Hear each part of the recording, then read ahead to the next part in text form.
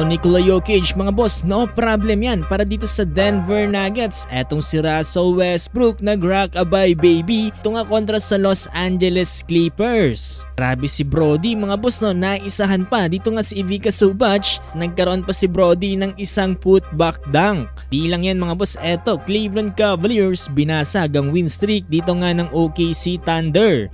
Ano nga ba mga boss ang nangyari sa laban na to? Tara't pag-usapan natin yan.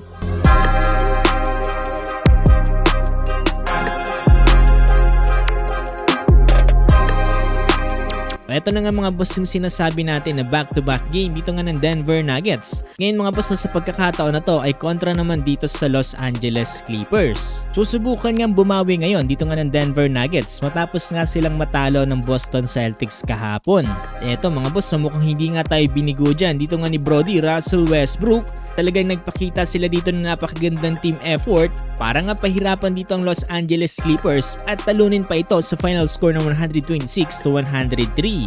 Ito kasi mga boss no, first quarter pa lamang at ito under 4-minute mark ay naisahan dito ni Brody itong si Ivica Zubac. Tapos na sabihan ito na i-box out siya mga boss no, pero hindi nga ginawa dito ni Zubac. Dahilan mga boss para makalusot itong si Russell Westbrook at magawa niya nga ang putback dunk na to.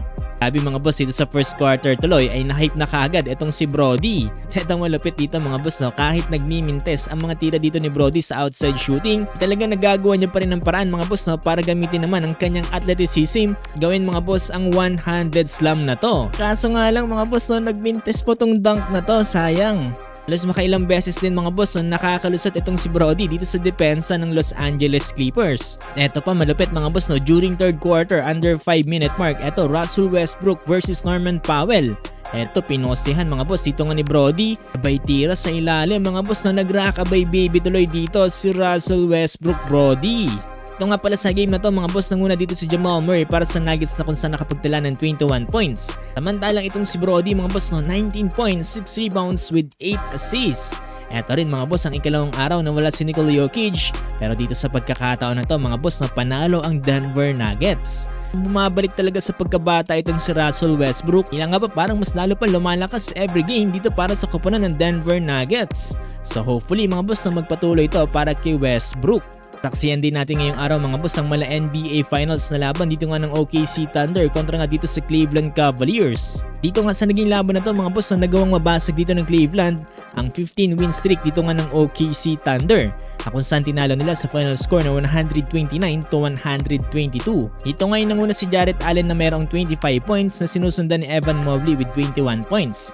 Donovan Mitchell naman 11 points at Darius Garland 18 points. Para naman sa OKC, Shai Gilgeous-Alexander 31 points at Jalen Williams 25 points. Yan mga boss, grabe yung naging laban na to at isa to sa mga posibleng makita natin maaari magtapatan this NBA season sa playoffs mga boss no. Napakagandang laban din to kung sakasakali.